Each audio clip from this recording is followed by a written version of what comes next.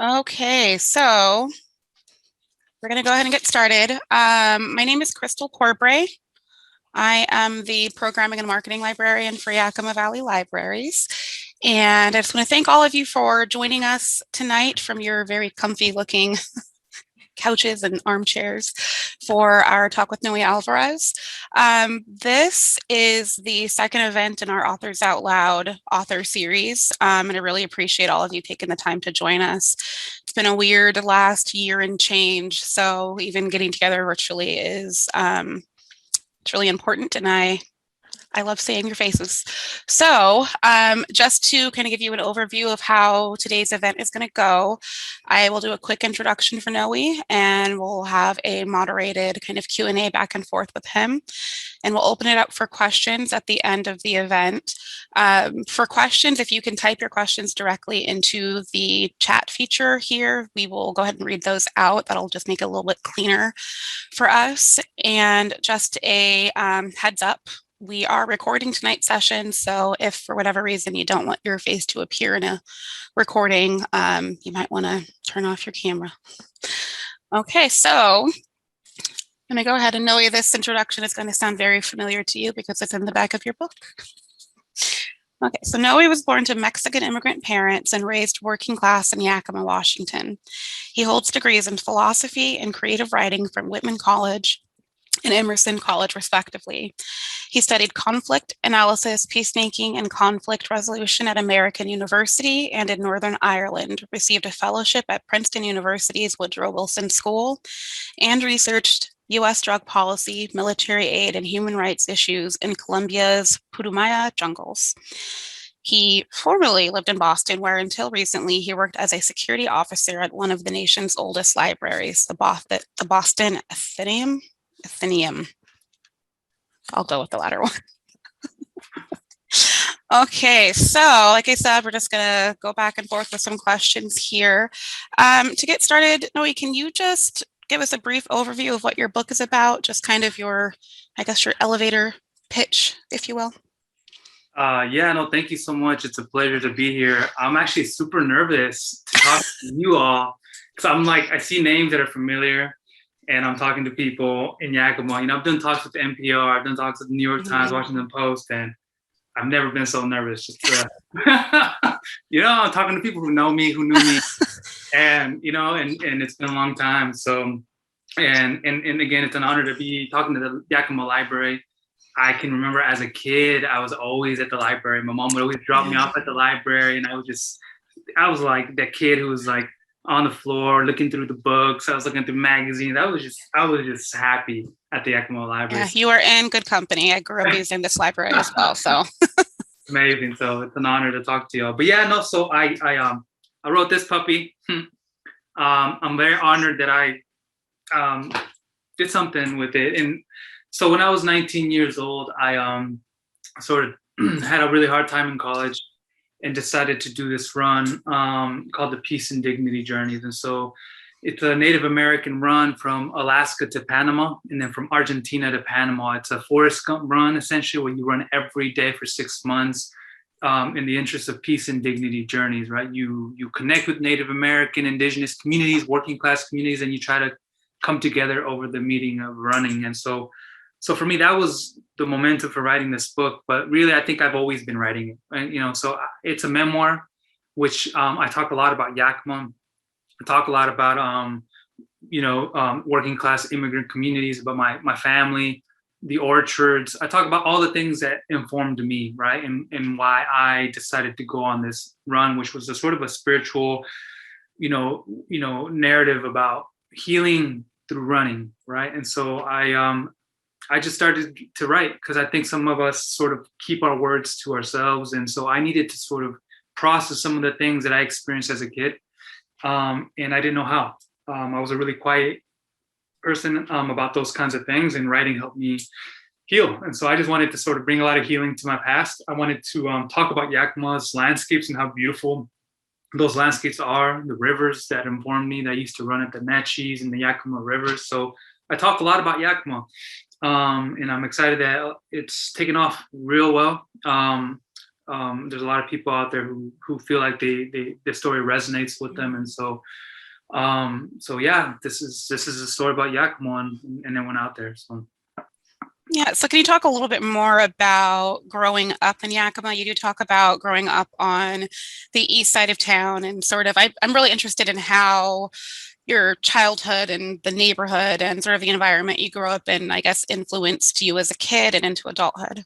yeah, no, it was definitely tough, right? It was definitely neighborhoods where you had to be vigilant, right? I grew up with, my parents who didn't speak English well when they were growing up, and I, as a kid, I'd go out. They worked in the fields and the apple orchards, and I would go, with them and help them, and so I saw that world. My mom works in the warehouses, so for me, the whole narrative was, that Yakima, there weren't very many opportunities for people like us, and that we had to look elsewhere. And so my dad would always say, it's either the fields, it's either college or the fields, right? That's all that like that I could do as a kid. And so for me, I grew up in tough neighborhoods, but I also grew up around, sort of a thriving, really united Latino community, right? Mhm. And so always available to sort of meet me whenever I needed to sort of talk to my elders. But it was a tough upbringing. Not the safest, right? And so I was always on guard. I was always vigilant, and so nervous, right? But I also wanted to do better for my people. I felt growing up that there wasn't a place for me there. I felt like, unfortunately, the only scenario for me was to get out. That's what everyone was saying, at least when I was a kid. That the only thing to do in Yakima was to get out, right? And so that's all I thought I was to do. And so I didn't know what that looked like. I didn't know anybody out there, and so it was very scary. But at the same time, I knew that our community was hurting. I knew there everyone in the working class atmosphere, everyone, there's just something that wasn't working at the time, and there's still some work to be done. So I needed to go out there and find my medicine. I needed to go out there and find those stories, talk to those people who had life figured out. And so for me, I was overwhelmed by that pressure. I was sad to see people like my parents sort of struggling, and here I was going to this fancy school. I just sort of felt like I was sort of betraying my people. I had left my people, and so I sat with that for a really long time, and it was hard to be at peace with that. So it seems like as a teen, I mean, you're pretty blunt at the beginning of the book and some even later on in the book talking about the agricultural industry here in the valley and how its machinery and sort of the warehouses, it sort of erased people's identities and their dignity. And I'm wondering if you still feel that strongly. Is that still kind of your mindset, or has that sort of shifted as you've gotten older? No, that's a great question. I think it's important to always complicate your narrative, right? I think it's important to know that like there's never really, as much as you're part of a story, you can never capture that story in words, right? And there's always multiple sides to that story, right? But I grew up and I had a lot of anger, I had a lot of frustrations, I had a lot to work through in my past, right? And when at least when I was out there to see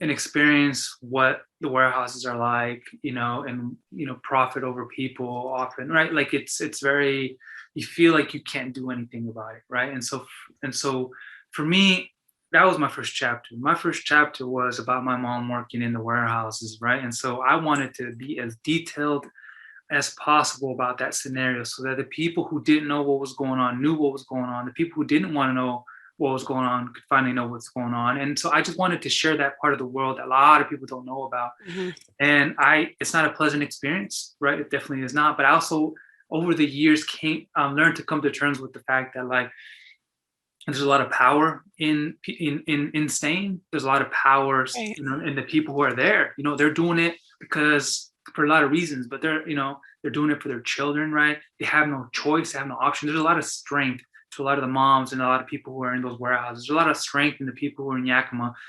staying and putting in that work, right? Because that takes courage, that takes strength, and the strength that I didn't have at the time, right? So I decided to leave. And so I'm trying to challenge that narrative and say that in order for our communities to heal, we've got to come back. We got to put in that work. And the reason why there's struggle is because people are leaving, right? So I think we got to ask ourselves, what are we learning to come back to that? I wanted to put that story out there because I wanted to be real. I didn't just want to write about a Forrest Gump run about running from Alaska to Panama and then make it seem like everything was okay. I wanted to make this story accessible to people, to tell people, there are challenges always. There's always going to be challenges, right? It's just how you confront those challenges, right? And then I just wanted to offer a story that there's a community out there for you, right? For us, it was running the indigenous ceremonies.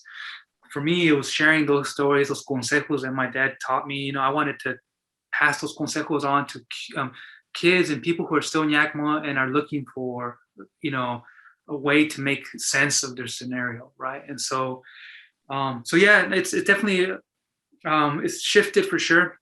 I feel a lot. I'm always thinking about my people. I'm always thinking about Yakima in everything that I do. I connect and I feel safer amongst my working class people, my working class spaces. There's power, there's magic, and I want the world to know about that. Because sometimes it's said just because you're uneducated, just because you're working class, that you're incapable of writing. You're incapable of writing beautiful things. You're incapable of telling.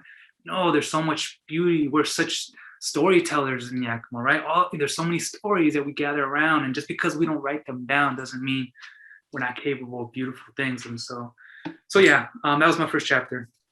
Okay. I am also really interested in, you talked about using running as a way for you to make sense of your scenario and kind of to have an outlet for the conflict that you had inside of you. But I'm curious because when you start out the memoir, you were already a runner. So when did you take up running? Like as a kid, as a teenager, and how did that happen?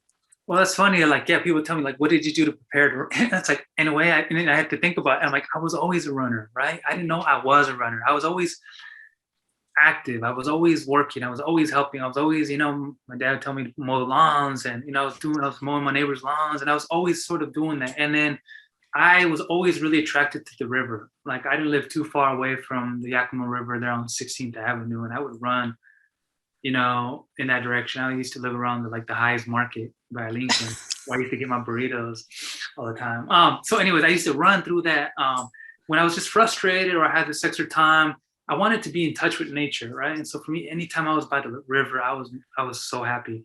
And so I used to run up and down that greenway all the time, and it just centered me. I didn't consciously know why I was doing it, but I felt it, and I felt at peace. I felt calm, but I was also conflicted, right? Because I knew that the lands were harsh to my people, orchards, pesticides, like it wasn't easy labor.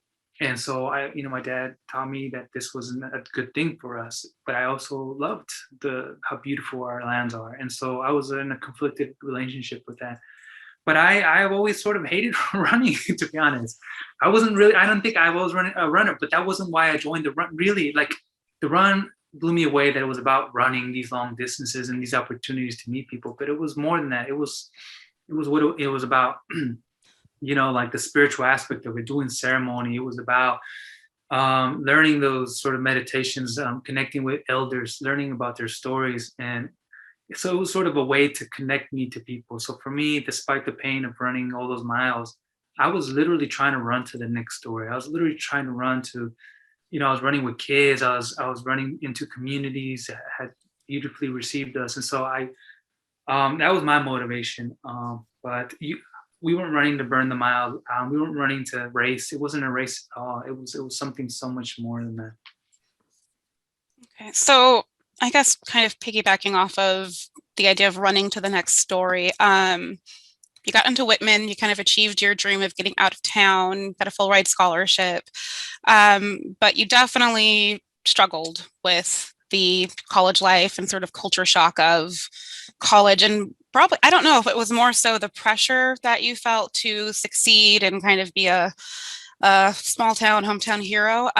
Do you feel like that pressure was coming more from you internally? Was it coming from your family or?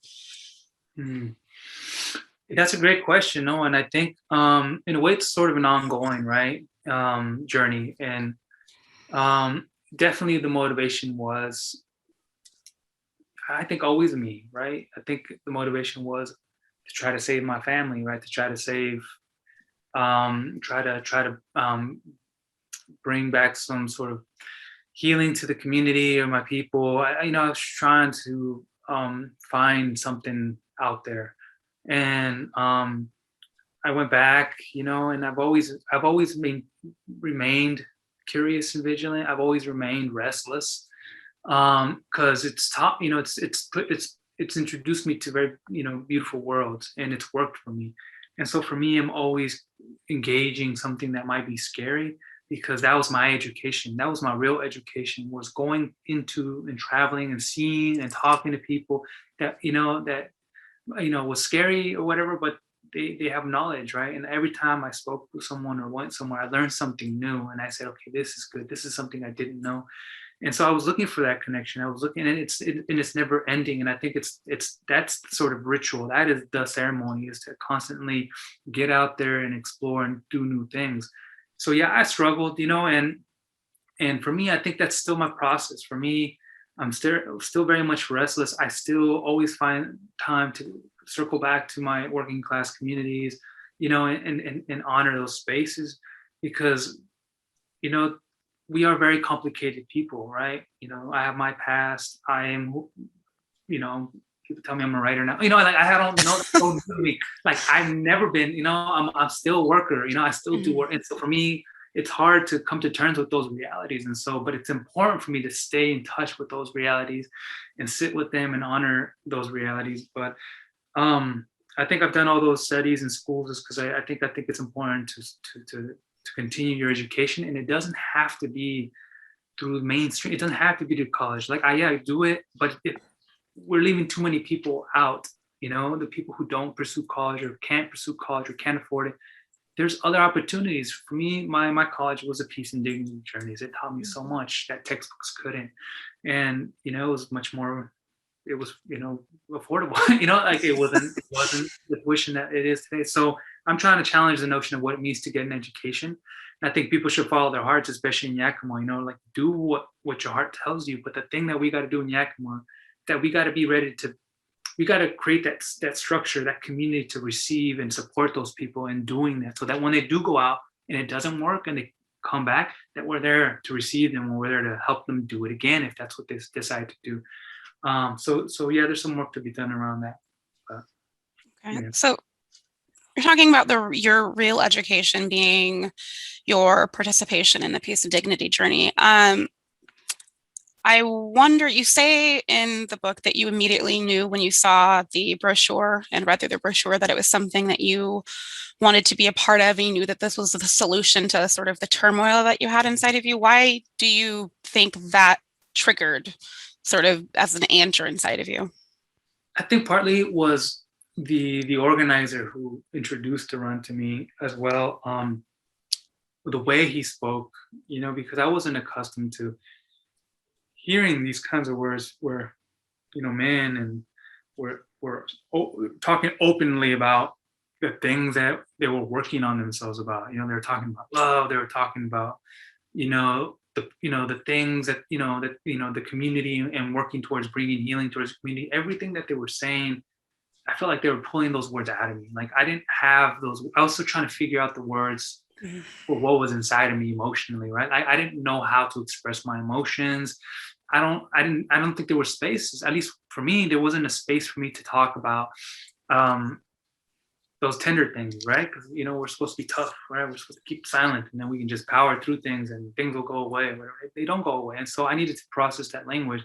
And not only that, on a spiritual level, and I mean like on an indigenous ceremonial spiritual level, where it's like, we're going to go and run together so that we can honor the lands. And so we're going to sit with the land, and we're going to appreciate the land, and we're going to be out there in nature. And then we're going to sit with our elders who've seen things, who've been through things, who've fought for things.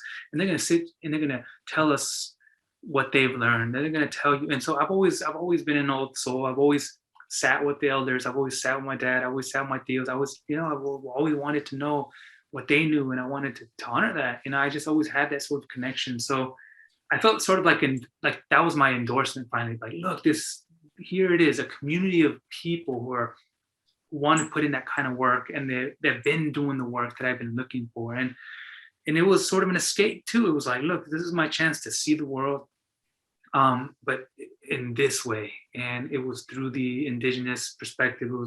And then it was a people who represented, like what it means to be indigenous, what it means to be Latino is multi-layered. And so when I saw people who looked like me, I saw people who spoke like me, people from East LA were on this run, people from the Arctic Village were in this, people from Mexico, Sonora, like Yaqui communities, indigenous communities across the nation were at this thing and participated in this program. Like, I said, what is this? I got to do this. It just shocked me to realize that there was something better out there for me.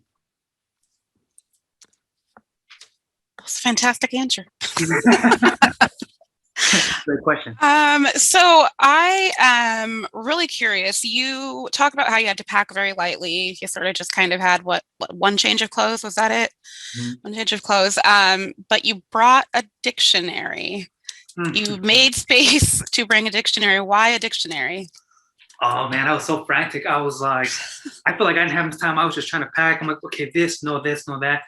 And then when I finally, did whatever I could to pack it all in, I'm like, okay, so inevitably there's gonna be some downtime, I figured.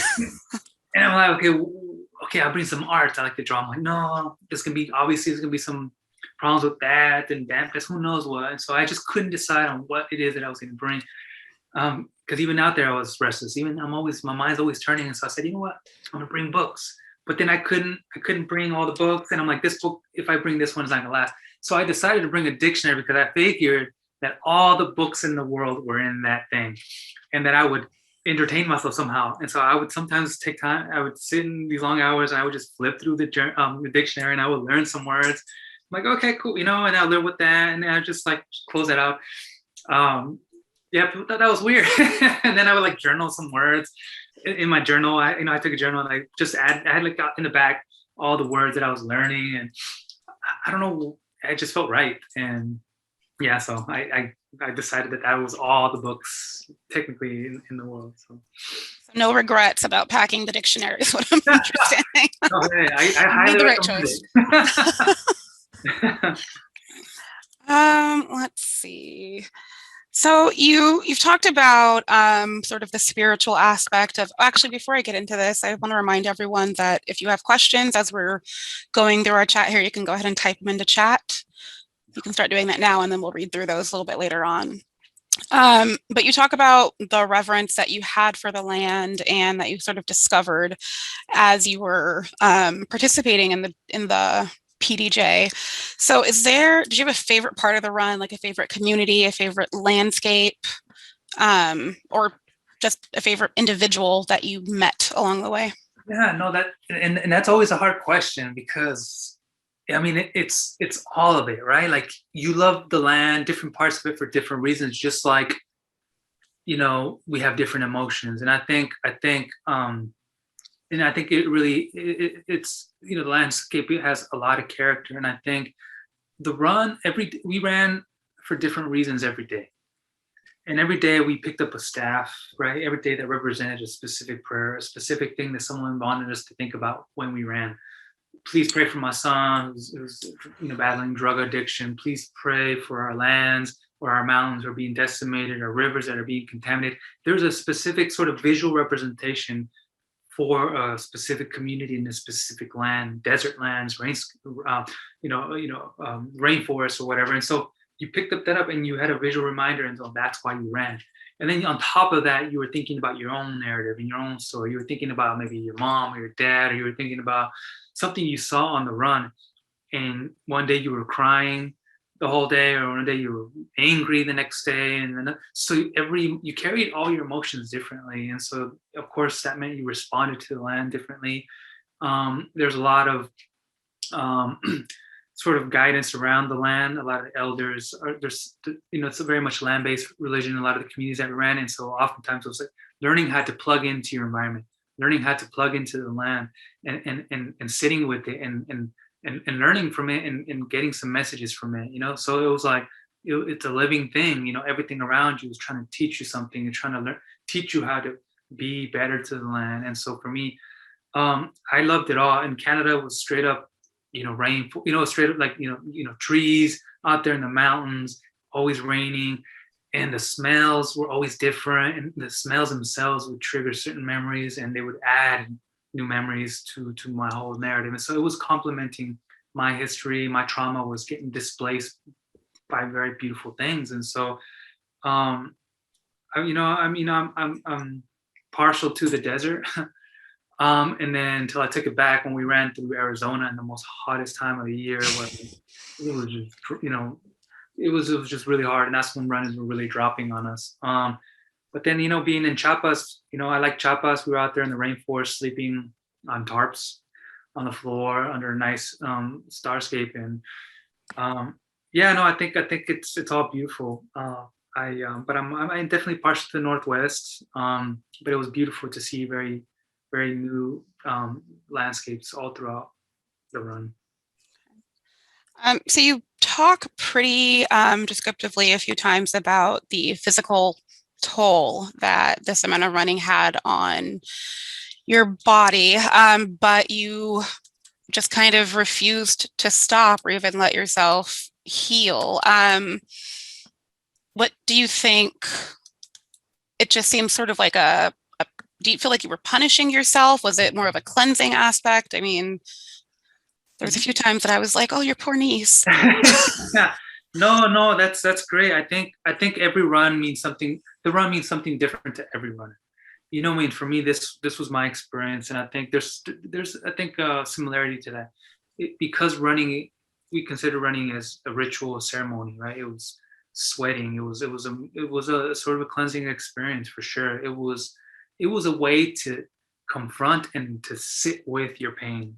Like, although we weren't running away from anything, right? We were running to sit with our emotions. And when we were running through that forest or through that desert by ourselves, like, you had plenty of time to sit with that. And so for me, sometimes the power of the run was that I was so caught up sometimes in my thoughts and my emotions that I didn't feel the pain until the day, was done with. And then that's when I felt the pain.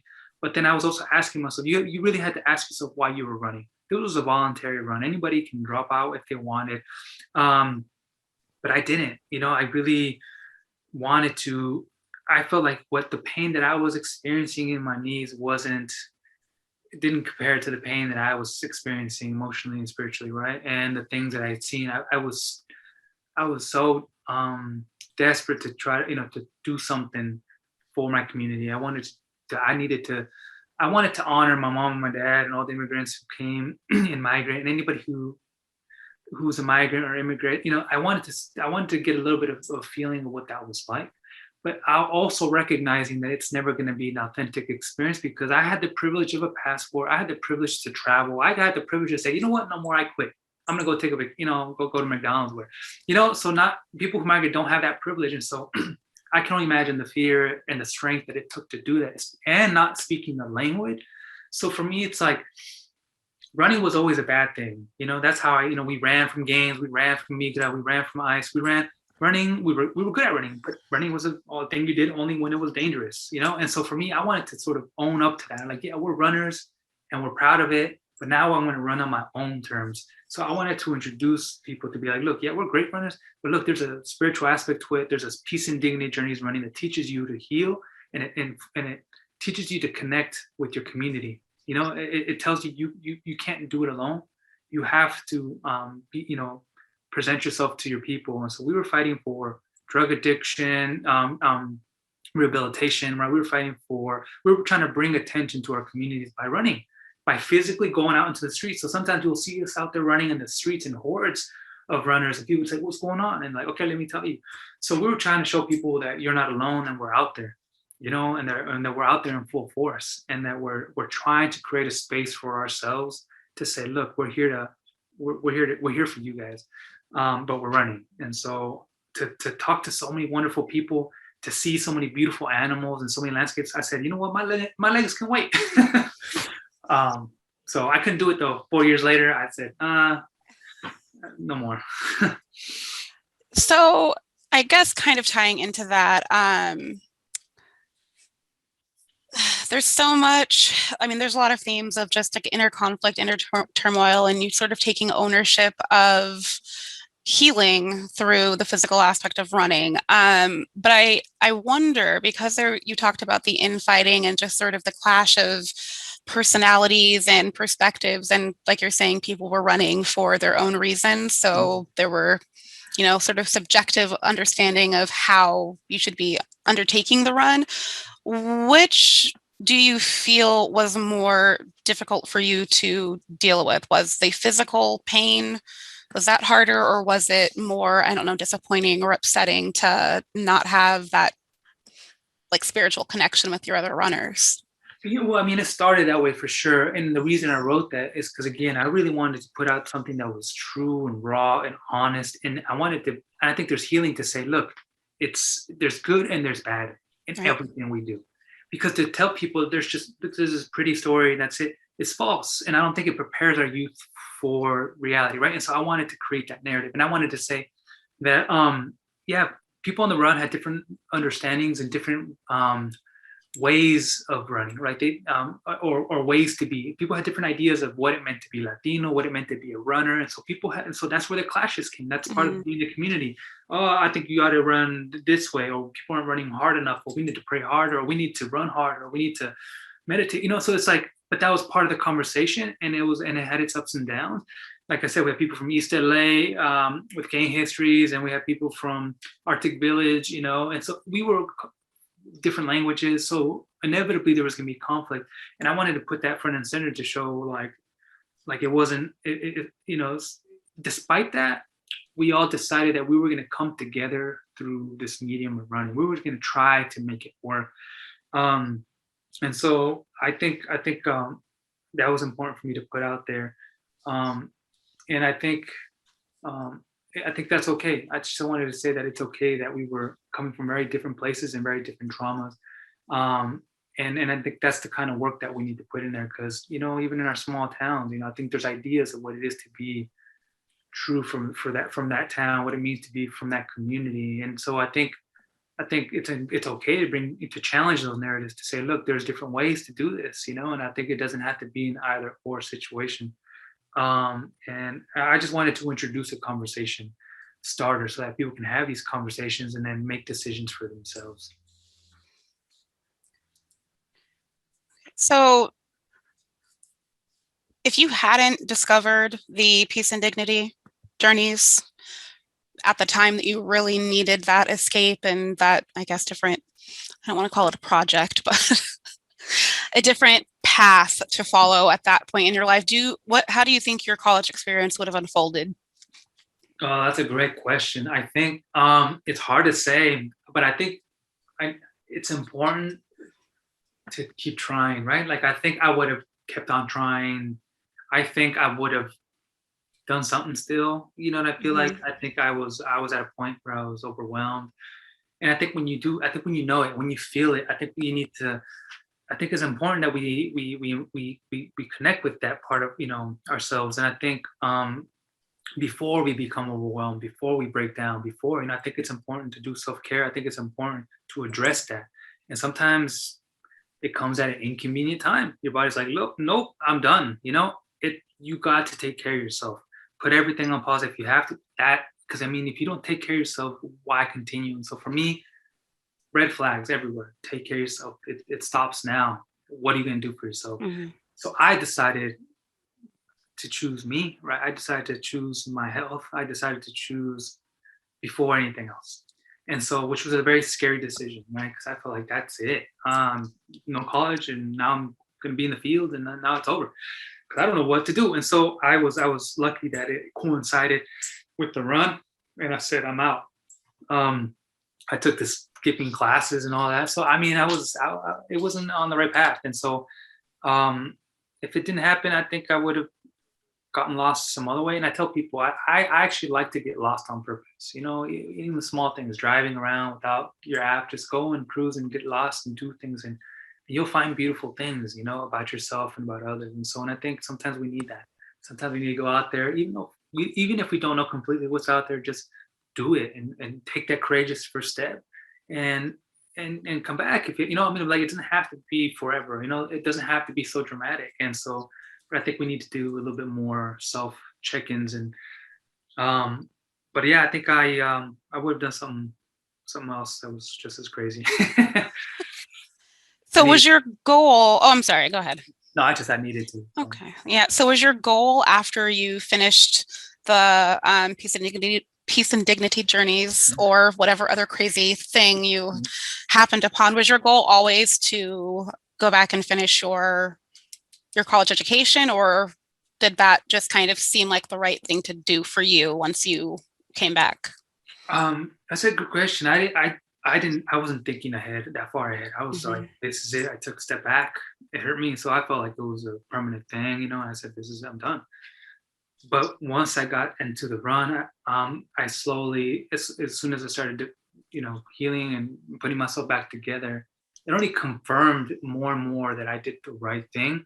And it gave me so much more fire, and it gave me so much more energy to go back to college. But I wasn't, to do what I said, if I can do this run, like, I could do anything, right? And so it's like, it was a journey of finding confidence in myself, finding self-love, right? And I think that's what's actually stopping us. It's not that we're incapable or whatever to do anything we want. It's more like sometimes we are our own obstacles, and it's because we've internalized all those negative things that people told us, or we didn't have the access to certain alternate ways of talking about ourselves. And so when I was with people, they empowered me, like, I saw strength in the female runners that led these runs, and I saw strength in the elders who sang so beautifully about, fighting for your lands and your story, and never forgetting your story.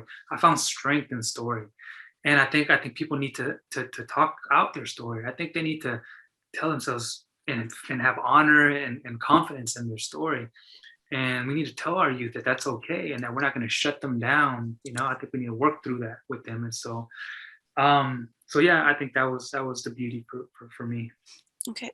So do you feel like you have fully overcome those, I guess, hesitations about your success and your identity? A little bit earlier, you kind of made a little offhanded joke about people, they tell me I'm a writer. Like, do you still feel like it's a struggle to sort of accept who you are? Wow, you're going there. So no one's ever asking me these questions. No, I appreciate that. Of course, Yakima was going to do that to me. I appreciate that. No, I feel it. I think I want to say yes, but also I want to put a spin to it that it's not a bad thing, right? I guess I'm still processing. I think it's my ritual. That I think it's it's an ongoing conversation that we need to be having. For me, the reason I don't that it's surreal for me to say that I'm a writer, because it might mean that I am. I guess look at it this way: when I showed my mom the book, and I was like, "Hey, Mom, here's this book," and she's like, "Oh, mijo, I'm so proud of you." Gave me a hug and took a photo. But then right away was like, "Let's go and eat," and that was her way of celebrating, like, her little dish, and we sat down. For her and for my dad and for everyone like them, they have to take it a day at a time. There is no light at the end of the tunnel. There's nothing like that. It's more like celebrate the small achievements in your life and live humbly and move on and continue to work hard. So for me, it was a kind of an eye opener. It's in English too. So, my mom doesn't read English, my dad. Right. So it's like, it's not even out. And actually, it's getting translated. And the first language is going to get translated to is in France and Paris. So it's like, it's going to be in French of all things. It's a thing. So sorry, Mom and Dad, you're gonna have to wait a little longer. But so it's very humbling. Not only my parents, taking it a day at a time, but the run, and that's the teaching, is that you just take it a day at a time. And there's a reason why this run happens every 4 years. It's because the work is never done. And so for me, I take comfort in that I did this writing, but I think because I couldn't have done this book without my family, without the runners, without people, it firmly, it tells me that that's where I belong, and that's who I am, and so that's where I am first and foremost. So that's why I do the work that I do. I still work. I work at homeless shelters, right? I do that. I'm always plugged in because I think it's important to be responsible. And for me, the kind of writing that I do, it's not, working out of my apartment and then just like imagining things. The writing that I do, the nonfiction, like forces me to go and connect, interview people, sit with them and sweat it out with them. It forces me to try to be a better person, right? And so I guess that's how I consider myself a writer. Is I'm putting in the work of trying to tell people stories so that the world can learn from that medicine. And so, yeah, it's still a struggle, for me. But I think it's always going to be an evolving question for me, an evolving narrative. You ask me 5 years from now, like I'll still be, this kind of hesitant to tell you what I am. But I think I don't know. I just I like the journey. That's what, it's being restless and being out there and talking to so many people. I love it. I think it so I sort of internalized what I thought was what caused me so much instability growing up and in restlessness. I sort of just turned back on it and I made it my thing. I'm like, okay, cool. This is what I know and this is what I've done. Let's just make peace with it. So that makes sense. Sorry for bringing the tough questions, apparently, but you had a fantastic answer. We are at about 15 minutes left in today's event. I'm not seeing any questions in chat. If anyone has any questions for Noé. Oh, no, questions from Yakima. Oh, it's okay. Yeah, so just to let you know, we've kind of set this up so that your questions will come directly to our account. So even if you don't see it popping up in chat for everyone, we are still getting them. Oh, you have fan mail, Noé. Oh, what? Your old teacher, Linda Brown, wants you to know how proud she is of you. Look at, she's waving. Oh, thank you, Linda Brown. This is amazing. So glad to have you all here. I'm noticing some names here. People who really, very, very inspiring and helpful to me in my high school. I see also Patty Ewer, if I'm correct, she's also Davis. Yeah, these people were great. Linda Brown's English class. I remember your class, Linda Brown. Yeah, she was very cool, but like, it just really takes me back. That's what I'm saying. I'm so nervous to like talk to them. I used to skip class. It was between like Linda Brown's and then Patty Ewert's class. Like I would skip class and Patty Ewert always like, come here, what are you doing? And she'd check in. And then she'd always tell me, I remember this, I'll be listening, Patty Ewert, like integrity was always the word. She was like, remember, whatever you do out there in the world, integrity. And so it was very empowering to have those people in my life and to have that mentorship. And I think, and then that's the kind of medicine that I'm trying to bring back to people as well. And so we got to reach out to those kids. We really got to touch in. We got to pull them in and check in on them because they checked in on me, and look how I turned out. So thank you all. Okay, so we have another question. This one is, what does a healed Yakima look like to you? That's a great question. And I think that's a question we all need to ask ourselves. And I think it comes in many forms and it looks different, right, to very many people. So whatever you envisioned, put it out there, develop a community around that, and so I think first and foremost is coming to the table and having a conversation with one another. I think it's a conversation.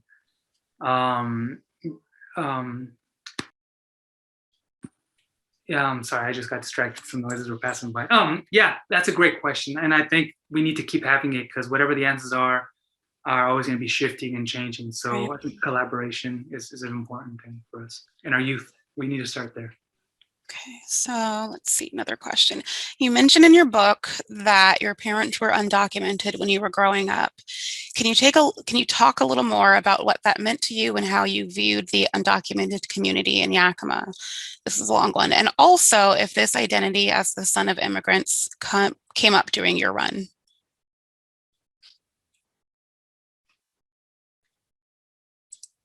Oh, you muted yourself. Oh, so sorry. There you go. So, sorry, can you repeat that one more time? Yes. Yeah.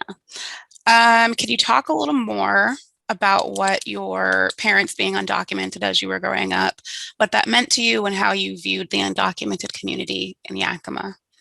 Yeah, it definitely influenced me a lot on my perspective on that, and then I think we all have a very specific history and linkage to that story, and our parents are that link. And so for me, my dad and my mom sat me down to have consejos about what they specifically endured and went through, right? And so that definitely deeply impacted my feelings of my community and my place in the community, and always taught me never to forget, And I remember my dad, when I was a kid, I'd go to elementary school, go to school, learn my English, occasionally get in trouble for speaking Spanish, FY. But I'd come home and my dad would have a stack of Spanish books. And he's like, now learn to read those. And so he never let me forget my Spanish. He never let me forget my story. As sad as the stories were and as tough, he wanted to teach me what he could teach me so that I could do the opposite or do something else. And so I just wanted to, it was my job to then find other elements to complicate that and find the beauty, find the power in that, so that we can continue moving forward.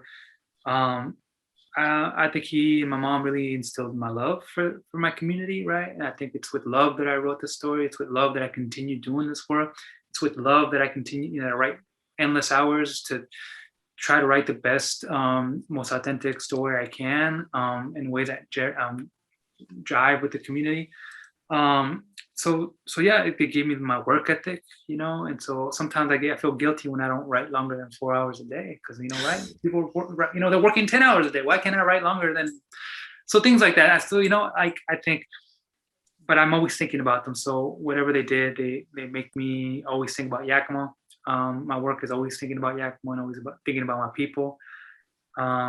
So yeah, I think because of that kind of activity and those consejos, I think we need to sit down with our youth and tell them the story so they can do whatever they want with it, So our next question, would you consider participating in this run or a similar one again? Funny story. I did do it 4 years later. Actually, no, I did it a couple years later when I went my junior year, when I was in DC. Funny story, when I was in DC, my junior year of college, I believe, it was finals week. And I was like, I need to take a break. I went to Malcolm X Park, where there was an immigrant rights rally. And then on stage, ran a bunch of runners with staffs. And I was like, what's going on here? It turned out to be, it was a Peace and Dignity Journeys runners. And I approached them after the talk and I said, what are y'all doing? What's going on? They said they were running from California to New York. And I was living in DC at the time. And I said, okay, can I please do this? They said, all right, meet us tomorrow, 3 a.m. in the morning, pack your bags, go. I went back to my dorm and I told my roommate, I'm out. And he said, well, what do you mean you're out? You got your finals and you got to do all this. I'm like, no, I got to finish a run. So I got on and I joined and ran 3 days to New York. And it felt so good to reconnect with the runners running through the busy streets of New York, not knowing how I was gonna get back. I didn't care. I said, you know what, I'll work it out. I took a Chinatown bus or whatever and back, but just in time for finals, and it was all good. So I was always trying to plug myself back in. They run every 4 years. They were supposed to do it this past year, the 2020, when my book got launched, but things got postponed. So I was going to plug myself into the run through the Washington State area. So, next time. But I definitely will do it again, but not as long, because things, you are at a different place in life sometimes. And my run is still through that community, but your work evolves and changes, and that's okay. So when it comes out, I'll put it out there and people are welcome to join, obviously. And I think, I hope they can run through Yakima. And I'm going to be definitely promoting that. So for people who love to run, please go continue running along the Yakima River, send it some medicine, because that's a very healing place for me. But yeah, we'll be opening it to the public when it goes up again.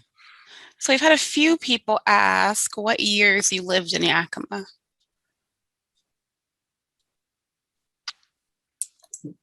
What year did I live in Yakima? Yeah, when did you live in Yakima? Oh, I don't remember. Years ago. So 5 years ago, I was in Boston. I just relocated from Boston. So I was out there for 5 years. It was a long time. I think since I left for college, 2003, 2007, I graduated from Whitman College in 2007. So I was gone a long time. So yeah. Okay. And another question. The run was such an intense experience. Are you still in touch with any of the other runners?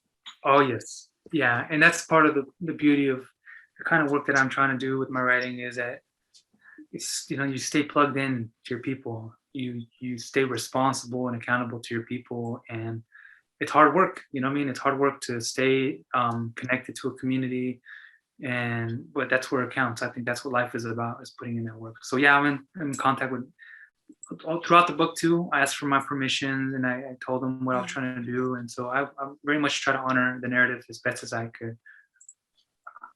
Okay.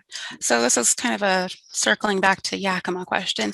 Did you get any pushback or negative reaction because of your unflinching description of working and living in Yakima?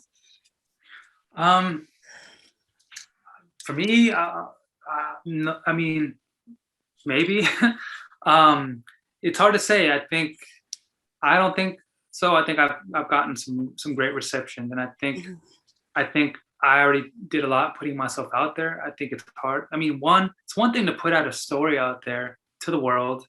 It's another one to put in a personal story, right? So talk about the fear of just feeling like you're going to get rejected left and right, you know? And so for me, I had a long and hard conversation about, was I ready to tell the story and was I the right person? And you know what? We are the authority of our story. But every step of the way, I try to own up to what I didn't know and what I didn't know, or or that this was one complicated version of the story. You approach these runners, like I said, they'll come out with a different book, and that's okay. That is the beauty of this run. Just like anybody, if you ask people to write books about Yakima, you're going to get different interpretations of what that is. Right. That is all Yakima, and so I just wanted to create my story and what it is to a lot of people. So I was anticipating tough conversations, yeah, and that's exactly what I wanted to do. I wanted to introduce a conversation, and I wanted us to be heard. You know what I mean? We when you feel like you don't have a space available to you, I created my space on the page. I said, this is what's gonna happen. This is how I'm gonna assert my reality, my humanity to people, and this is how you can do it too, through the art, through the community, through your creative things. Show your story, and someone will see it, someone will hear it. My plan is to continue to try to plug in back into Yakima and try to help out with the arts in some fashion and get people to do their stories, write their stories, because we have great writers who came out of Yakima. Raymond Carver. Right. They're really clearly like out there, and yeah. So we got to tap into that resource a lot more. We are storytellers, and then we need to have those conversations. So it looks like we've got two more questions. It seems like the landscape of your youth had a huge impact on you. How is your current landscape and your current community shaping your narrative? Every day, it's always shaping me. I am always at awe with nature. There's always an opportunity to learn something new from it, and I think we need to make a habit of to make practice and restore our relationship to the land. We just like we go out and we get our coffee every morning, go out into nature, do something on a regular basis, once a week, whatever.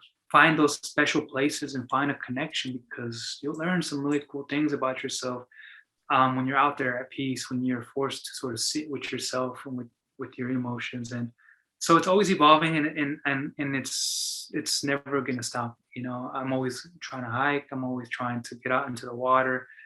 It is something special, and I think it means very special things to everyone. So I found what it was to me and what it does to me, and so I think I would encourage it to y'all. I think Yakima people are very much in love with their land. That's why you have the farms. That's why you have all that stuff. There's a reason why we're always trying to work with it and work, and do all that out there. So I think people in Yakima get it, and I hope they do. How powerful the landscape is to us and what it means to our culture and to our spirits. And so we need, if we can, build a stronger community around trying to find words to express that connection. Thank you. Okay, so last question, which I think probably all of us are wondering. I'm assuming that you're still writing, and if so, what are you working on now? Do you have any projects in the works that we can look forward to?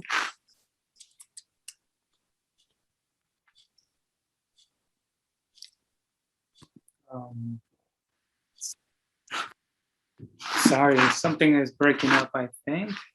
Repeat your question. I'm just wondering what, if anything, you're working on, projects, writing projects. Oh yeah, so I'm thankful enough. By the way, if y'all can still hear me, I have a second book that I'm advancing that's gonna come out. Well, that's due in August, so it'll probably come out in March. This book, kind of off the record, it's not really out there, has been acquired by Hollywood, so I'm really excited about that. So we'll see if we can put Yakima on the map. But it's been so surreal, man. It's been crazy. And so, like I said, get out, put your work out there, man. Have faith in yourself. Things. If you don't try, people will never gonna know. So yeah, I'm thankful and privileged enough to have a second work in the progress. And so that's my goal, is to keep pumping things out, keep telling stories, because it brings me a lot of healing, and hopefully a lot of other people too. Yeah, thank you. Thank you so much for joining us tonight. Linda's clapping there, and I agree. It's so weird to like kind of give a round of applause on this sort of setting, but yeah, it would be a very long-standing applause if we could do that.